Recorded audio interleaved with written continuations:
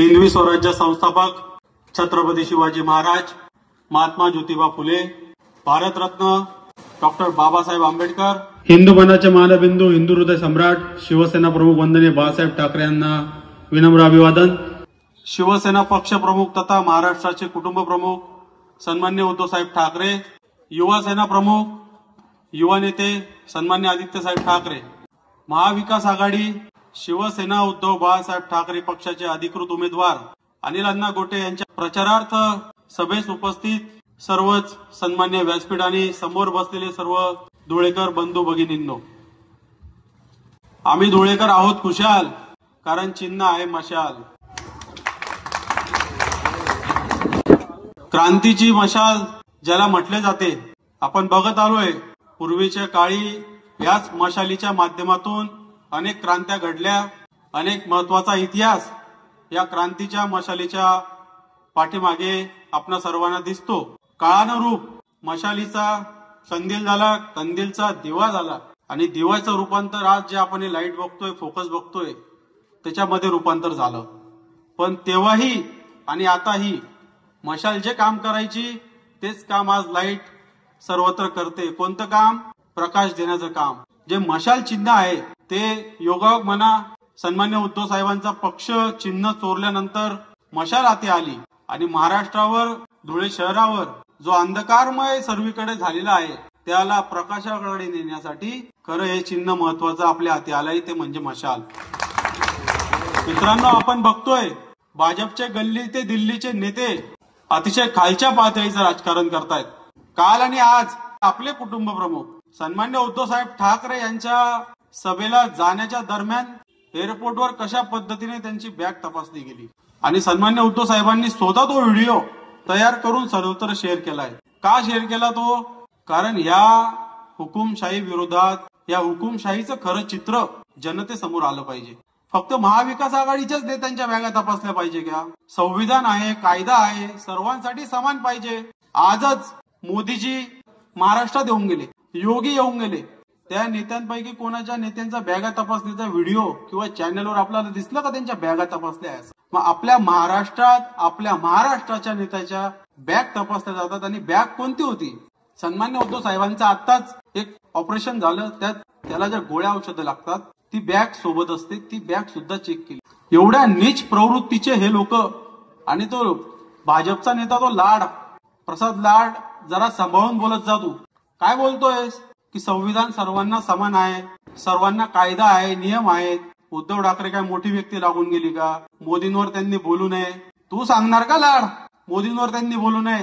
जो व्यक्ती त्यांच्या आशीर्वादाने ठाकरे घराण्याच्या पाठीवर हात होता म्हणून आज भाजप इथपर्यंत पोहोचलेला आहे, हे कसं काय भाजपचे नेते विसरू शकतात?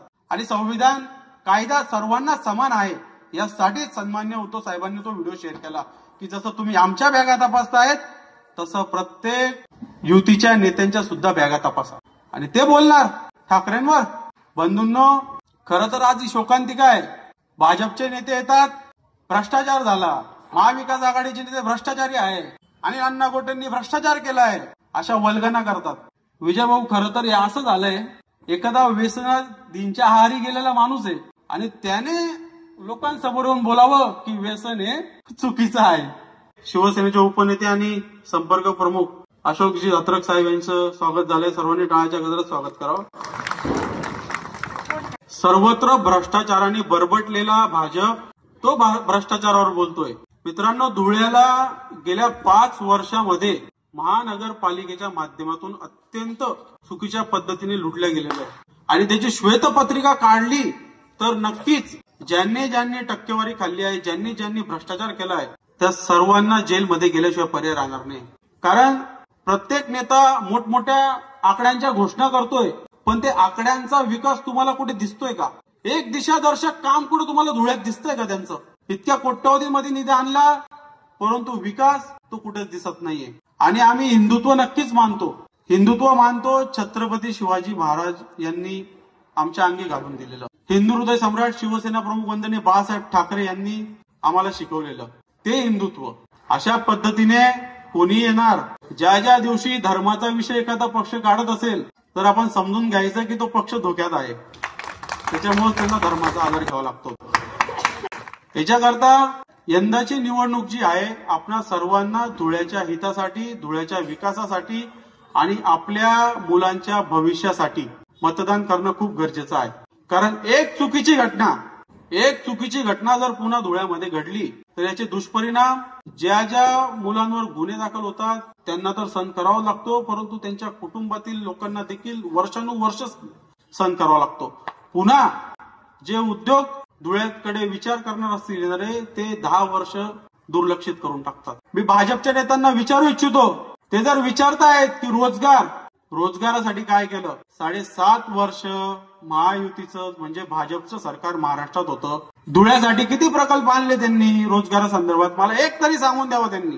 उद्धव साहेबांची ज्यावेळेस 2.5 वर्षाची सत्ता होती, मी भाजपच्या नेत्यांना चॅलेंज करतो, 2.5 वर्षात 2 प्रकल्पांसाठी आम्ही प्रयत्न केलेला आहे. त्या प्रकल्पांचे आमच्याकडे कागदपत्र देखील आहे. जर या गद्दारांनी गद्दारी नसती केली तर कदाचित आतापर्यंत त्या प्रकल्पांचे नारळ देखील धुळ्यामध्ये फुटला असता.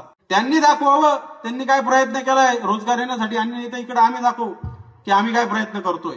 10 वर्षापूर्वी भाजप केंद्रात सत्ता देण्याआधी दर वर्षाला 2 कोटी रोजगार देण्याचं जाहीर केलं होतं. आज 10 वर्ष झाले, 20 कोटी रोजगार. किती जणांना रोजगार मिळाला? महागाई कमी झाली का? काळा धन, नोटबंदी केल्यावर दहशतवाद सपणार होता, संपला का?